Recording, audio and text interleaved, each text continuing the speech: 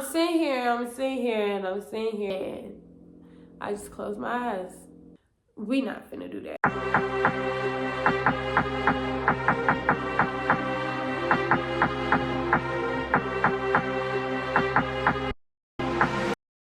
What's up, YouTube gang? It's Welcome to Your World, back with another video. And if you're new, go ahead and like, comment, and subscribe. And if you're not new, welcome to your world with Kayla and Abel. So today, as you already seen in the title, we're gonna be talking about my freaking experience of me going to jail for 7 days. Like, little old me in jail is astronomically crazy. I violated my probation. And so basically I'm on probation because back in April of last year, I fell asleep at the red light. And oh my God. Okay, so I went out with a friend or whatever. And I ended up leaving the club because it was getting late. You know what I'm saying? I had just got out of esthetician school. Like, I'm not used to being out that late. So I left. I'm driving home. I'm listening to an audiobook, Rich Dad Poor Dad. And I get to the light that's at my house. And I swear I was already tired. But I closed my eyes. Turns out I end up falling asleep. And I get woken up by the police like, "Are you okay, ma'am? What's wrong? And I'm like, "Oh, I'm okay. I'm just tired. I'm just tired. It's a long night. I'm just tired. I just, fell asleep." So they told me to get out the car or whatever. And they're like, "Are you drunk? Have you been drinking?" I'm like, "No, I don't drink. I haven't been drinking. I'm not drunk. I'm just tired. I'm just really, really tired." They're like, "Okay, well, you've been out here. We need to, do a field sobriety test." I'm like, "That's cool." Mind you, it's cold. It's windy. It's like 3:00 in the morning. And I'm constantly telling her, like, I'm not drunk. Like, I can do the field sobriety test. I'm not drunk. I'm just tired. But police officers are just so fucking annoying. So she made me do all these freaking field sobriety tests. I passed them all. They should let me go right then and there. But no, cops got to pick. I end up running my mouth too much because listen, I'm going to tell y'all now. You don't got to say nothing to a police officer if they don't got nothing on you, okay? So if they not, if you ain't wanted for nothing or none of that, you ain't commit no crime, you don't have to say nothing to a police officer at all. Like, I shouldn't ever said anything to them. I should have just been like, "Okay, I passed my field sobriety test. I would like to go home now. Thank you. You guys have a great night. Thank you, thank you for checking up on me." So she gets to asking me questions. Where you going, coming from? What were you doing? It don't matter what I was doing. Because I'm not doing it now. You feel what I'm saying? Like, so it doesn't matter what I was doing because I'm not doing it right now at this present moment. So me saying what I did at the club has nothing to do with what I'm doing now. But me being raised to be honest and tell the truth. If you tell the truth, you get in less trouble. Not with them.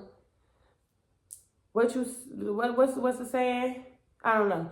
But so I get to like, yeah, I was just at the club, smoking hookah, what I'm saying? That's it. And so she heard the smoking, she ran with it. She was like, "Oh, were you smoking weed? Da, da, da." "Yes, officer, I was smoking weed." Dummy. They asked me, see, this is what I'm saying. They can't even search your car if they don't have a reason to search your car.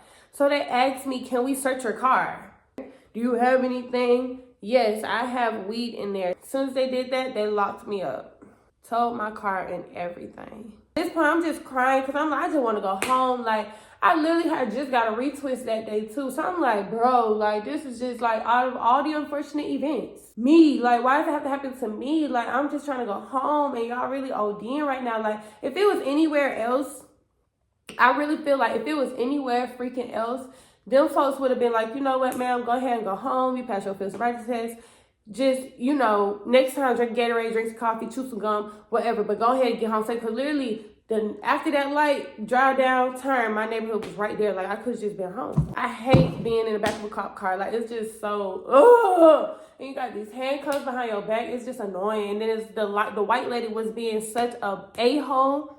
Fast forward, January 26th, I go to work. That's a Sunday. It's lit. I'm drinking. I am.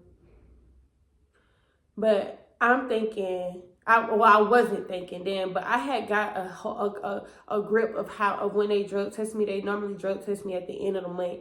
So I'm like, okay, the end of the month, I don't need to be drinking. You feel what I'm saying? But I wasn't thinking then.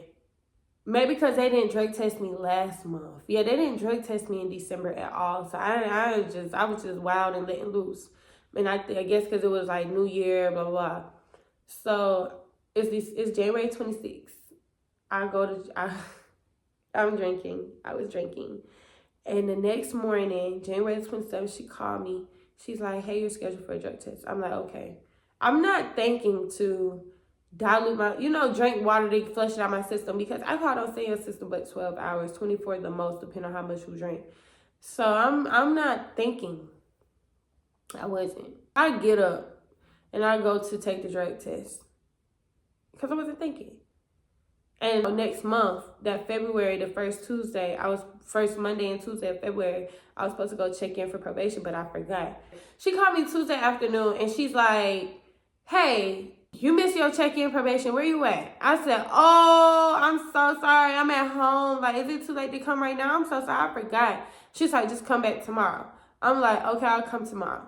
So Wednesday, February 5th. Yeah, February 5th, I go down to the court to check in for probation. She's like, I said, did you get the email? She's like, yeah, I got an email about something, but I didn't read about it. I get emails all the time. I'm like, okay.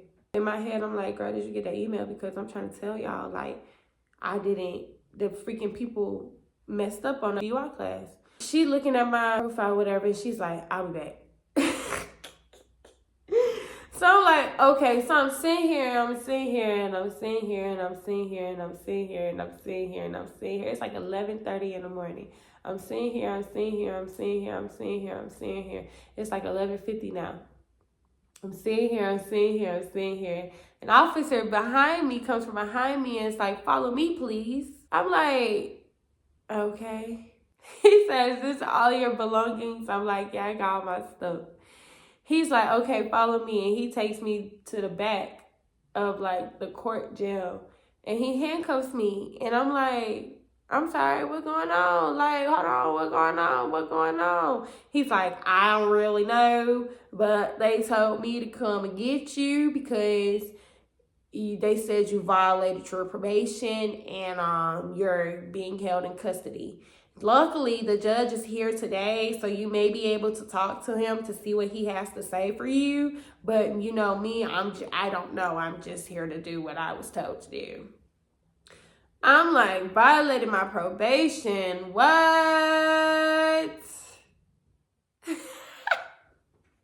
What do you mean violated my probation? What did I do? What violations did I have? Like, I'm confused, but at the same time, I'm not confused because, like, in the pit of my heart, I know, damn, I failed that drug test. You know what I'm saying? But I didn't know that was gonna do me like that. I thought it was gonna be like, hey, come back clean next time. You know what I'm saying?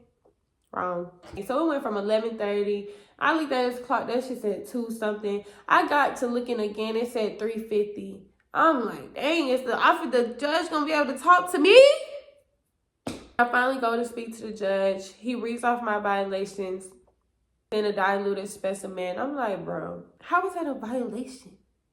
And I'm looking at the probation officer like, bitch, I told you I'm not dilating my specimen. I just drank water. That shouldn't have been held against me, so I don't agree with that. Failure to complete evacuation and get seen.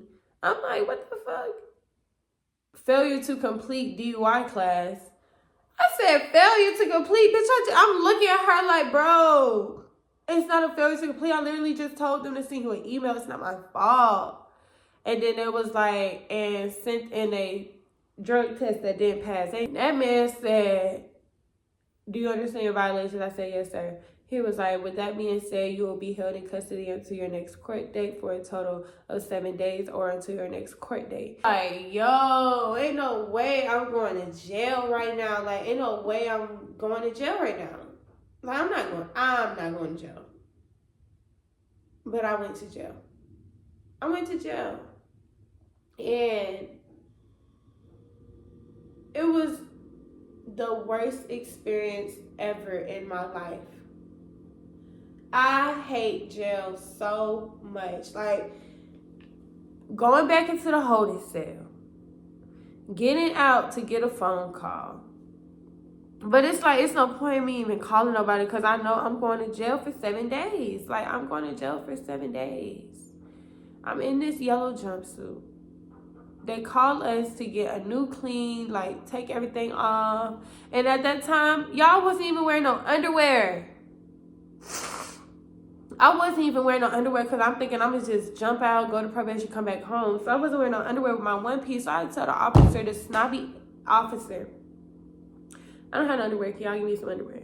Bro, they gave me freaking white panties from God knows who had them on. Okay? And this jumpsuit. And she gave me 2 different pair of shoes. She gave me a size 9 and 10 and a size 5 and 6. And some white socks. We have like these chains. Your hands are on the side of you and it's like you're chained around your waist and the handcuffs like this. Like, it's really sad. So we walking in the maze of the jail to go to the bigger jail, the adult detention center or whatever. And like, as we sitting there, it's like it's like 6 pods or dorms or whatever, right? That is holding everybody else. So I'm like, bro, I'm like, please don't put me in there. I do not want to go in that side. Like, put me where something is calm. I'm not trying to go over there. Mind you, when new people come in, everybody at the door looking, like, just looking. They pointing, they looking. They're like, who is that? Who are you? What's your name? And I'm just looking away. And then on this side, it's like mental health people, and they acting crazy. So I'm just like looking straight at cinder block. We get our stuff. We get like our stuff that's like tissue, toothpaste, a comb, a cup, sports bras, underwear, pads, a rag, soap, and more jail clothes. You get your cot, you get some sheets and a cover or whatever. So we carrying all of this. We go in, they open the cell, and I go in there. Mind you, we didn't even eat. We had missed the dinner time, so we didn't even eat. And I go in there, I'm so hungry. And I told the officer, like, hey, y'all. She was like, I'll see if I can get some sandwiches for y'all. She never came back. And I went into the cell with somebody in there. I'm like, oh, God. Somebody in this cell with me, Jesus Christ.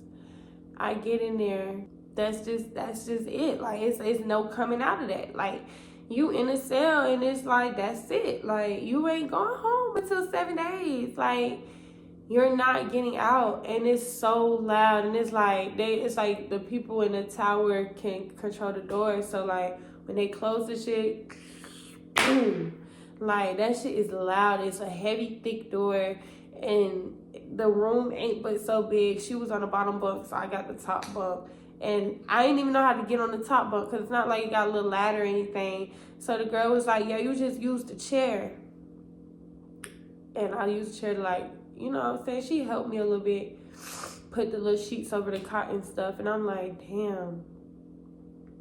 I'm like, I'm hungry. She was like, what you in here for? And I told her whatever. She was like, oh, I'm in here for a couple months or whatever, because she was on felony probation for some other stuff. She told me she had went to prison. So she's like, I'm really institutionalized. Like, this don't mean nothing to me now. It's just like every day to her. She just be chilling. She was just talking about how she know her kids was tired of it and she just wanted to see her babies and stuff like that. Like, her kids were like in high school and stuff. So then, like, it was time to go to sleep or whatever. And so she was like, I got some crackers if you want them. And I was like, I want them. I want them. So she had gave me some crackers or whatever, and like I ate them and like went to sleep, and I was just like, wow, I'm really in jail right now, gang. Like, this tiny window literally this big, bro, is this wide, and all you can see is grass and barbed wire. And I just closed my eyes, and then 4 hours later, the cell door opens back up. Lady, ladies, head count. You need to be fully clothed when you come out. Head count. I'm like, what the fuck? So the girl, like, I'm asleep, knocked out. The girl's like, yeah, we got to get up for head count. So I'm like, bro. So I get down from the thing on a chair, the most dangerous way I could possibly think of. Like, I swear to God, it was, I had to step on the top of the chair and then step on the seat of the chair, hoping that it don't flip over when I put weight on it, and hop down to get a fucking head count. Then once you get the head count, you turn around, you go back to bed. But I got woken up 2 hours later because we had to get out of the cell for the day and for breakfast. So it's like, you don't even get no sleep for real. Ladies, breakfast. And some officers on the shift, like, they want you to make your bed, and if you don't make your bed, then you get locked down. So we was out for the day, and it's in the food. The fucking food was deplorable. I don't even know what I was eating. Like, we didn't have Frosted Flakes. We didn't have corn flakes. And we had flake with 1% milk, 2 sugar packs, and some cold cornbread, and a little powdered drink pack that's supposed to be Kool-Aid or something, I don't know, for your lunch, because you get your lunch with your breakfast. And the lunch was just 2 bologna sandwiches. I ain't never had bologna a day in my life until I went to gym. I don't even know what bologna is. I still don't know what it was like, but that was the only thing that was okay. But the first day, I didn't eat nothing but the bologna sandwiches because I didn't know what I was eating, and it was cold. I don't drink milk, so I dang sure don't even play with that. Like, I don't even play like that. Like, I ain't finna drink no milk. It ain't never gonna be that bad. I'm drinking some low-fat 1% milk. No, never. I threw my breakfast away, and yeah, I was just making phone calls, calling my parents every day, calling my friends, and we out there from 7 a.m. to 3 p.m. And so it's like, you can't even call nobody. It's 7 in the morning. And you don't really know what time it is. Again, it's no nothing in there. So you just wait and see if you get on the phone. So I end up calling some folks, waking them up. I'm like their alarm clock, because I ain't got nothing else to do. So I'm talking. They like, dang, are you okay? Like, what's going on? I'm like, bro, I'm in here for 7 days, bro. Like, I'm in this bit. Like, this is real life. This is not a dream. When I wake up, I'm still going to be in Center Block. Like, brother. And then when 3 p.m. come, you got to go back to your cell because you got to let the lower tier people come out and have daytime out. So 3 p.m. all the way to 7, you're not getting that. So 3, 4, 5, 6, 7. That's right. 7. And sometimes the COs would do their round slow, so you probably really wasn't getting out. It really was no set time that you was getting out, but you really wasn't getting out until they came to get you out. So when 7 come, you get your dinner, and you're out there till 11. Or whenever they want to put you on lockdown. Everything is just so uncomfortable. Like, it's horrible. I'm so used to eating whenever I want to eat. Like, I had to get my body adjusted to I eat when they tell me to eat. Like, I was so hungry, but I didn't eat that food because I don't know what I'm eating. I don't know if this is pork or what, and I don't eat pork. Like the bologna sandwiches, I don't know what that was. And it made my stool so hard. Like, stuff was not processing. I couldn't even use the restroom for real. Like, the next day, I'm like, okay, I need a book. I need something to keep me sane, because being on the phone with these people, it's just not working out for me for real. Like, noticed that the cellmate had like some books beside her. I'm like, hey, do you have any books that you don't mind me reading? So she's like, yeah, I got this book. You can read it. Girl, why before I got locked up, I had ordered the 4 agreements to get delivered so I could read it on myself? Why she give me the 4 agreements? Why did she have the 4 agreement book? I'm like, yo, this is crazy. I literally just ordered this book on the outside world. This is absolutely wild. I literally just ordered this book. And she's like, yo, this is a really good book. I just love like books like this because they really keep you, you know what I'm saying, to keep you sane. She was real cool. Her name was Lauren. So I was like, oh my God, thank you, thank you, thank you. Y'all, tell me why she just gave me the book. The next morning, the next time we get out, she get called to leave to go to honor dorm. And I'm like, dang, I just got the book. Like, she finna pack up all her stuff. I ain't gonna have nothing to read. I'm gonna have to go to sleep again with like nothing to like release my mind or calm my mind down or nothing. Like, cause one thing I tried not to do was really like overthink and think about how much I want to get out and really focus on the days for real. Like, okay, cause it was 7 long 24 hours. Like 24 hours is long, bro. It's not. When you outside and just scrolling and just doing nothing in your free time and your freedom, it seems like the day go by so fast. But when you're locked up, it seems like the day is so long. It's like, dang, it's just 5:10, and it's like only 10 minutes passed by. Yeah, only 10 minutes passed by. It's crazy how time, you know, when you don't have nothing but time, how much time is. Like, it's really crazy. So I'm just like, dang, she left. She taking the cards. Like, we was playing cards at first. She taking the cards because them her cards. Just know she took the book. I'm like, no, my Shayla.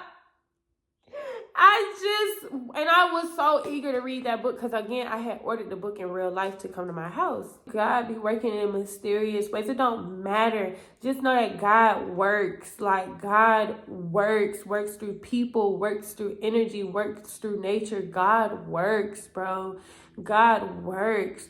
God knows that I really wanted to read this book. Tell me why when we get put on lockdown, I go to the cell. She left the book for me. She left the book for me. And you know, when you in jail, your stuff is your stuff. You feel what I'm saying? When you're leaving, I need all my stuff back. Whatever I gave you, I need that. You know what I'm saying? It's like that in jail. So the fact that she left that book for me, bro, the same book that I've been wanting to read, is, I just was like, okay, I can do this. Like, that was my confirmation for real. That was really my confirmation for real while I was locked up. Like, okay, I can do this. It's bad, but you know, it ain't detrimental. You feel what I'm saying? Because even the girl that I was in a holding cell with, we ended up being in the same pod too. Her name is Indy. I was just telling her, like, I don't want to be here. I got 7 days. She's like, hey, it could be worse. You can get a whole 30 days for violating probation. You got 7. It could be worse. You can be in here for a felony. You're here for a misdemeanor. You feel what I'm saying? Like, it could be worse. And that's how you got to look at things. And that's what I really, really learned in being in jail, was that it could be worse. It could be so worse. It could be worse to where this is just your transition into prison. Because some of them women were in there just being held because they got caught in this county. They're going back to prison. They not getting out. Girl, you going to prison. I got 7 days. It was a little girl. She was younger than me. She didn't even know when her next court date was. She was just there. They didn't even tell her when she was going to court. And just because you go to court don't mean you getting out for real unless you know. But she didn't know nothing. So we don't know what her charges were or nothing like that. We just know that she got locked up and she's here. So just imagine being in jail. You don't even know when your next court date is. Maybe the little stuff that you got to appreciate. Like, that's one thing I definitely lived through and learned and experienced, that you got to appreciate having hot water, bro. Having your own space when you want your own space. Because it was definitely a rotation of women. God just so happened to protect me to have my own cell to myself for the rest of them 6 days. I didn't get nobody in my cell. Nobody came in there. So I was in my cell by myself to think, to stretch, to pray, to read, to just have my own energy holding. Because other girls had like 3-4 different cellmates throughout the time that I was in there for 7 days. That just goes to show you how many people get locked up. Some women been in there for months before I even stepped foot in there. Some women been in there for 3 months. Some women been in there for a dirty charge and the county can't find it, so you just gotta sit until we figure it out. I would lose my mind. Just imagine if your cycle started. Once your cell door is closed and you out for the day, you can't go back in there and be like, oh, I gotta change my pad. I'm overflowing. No. She had pants that had old period stains in them. Bro, are you serious? But I definitely took a souvenir home to remember. They gave us this that's been worn over and over and over for years from different women that's been in there. They gave us this and some underwear, white underwear, just this color. This is your bra, a sports bra. It ain't luxury at all. Oh, if I could show y'all the other stuff we had. The food again was still disgusting. 2 days the food was good. And I don't know, y'all, I don't even know, I've been in there so long. I don't know, was it good or was it good because it was hot? You appreciate hot food because they was serving us cold food, bro. And I realized, I was on the phone with my mom. I said, Mom, you know, we don't even got no fruit. They're not even giving us an apple. They're giving us bread on top of bread on top of bread on top of bread on top of bread. I'm like, okay, I'm finna go ahead and order me some commissary. I'm thinking commissary like a vending machine. Girl, commissary don't even come but once a week. And I get out in a week. They had like little tablets too in there that you could like read or play. I played word search like all day. And it was getting to the point where it was the same words. They had books from the 1800s. Old medieval books. They didn't even have like good books. Oh, the biggest thing. Y'all, I didn't even have no deodorant. I didn't even have no lotion. I'm not a stinky girl. And when Lauren left, trust me, I took a shower one time and I said, never again will I use this shower. One, because I'm not putting my bare feet on that ground.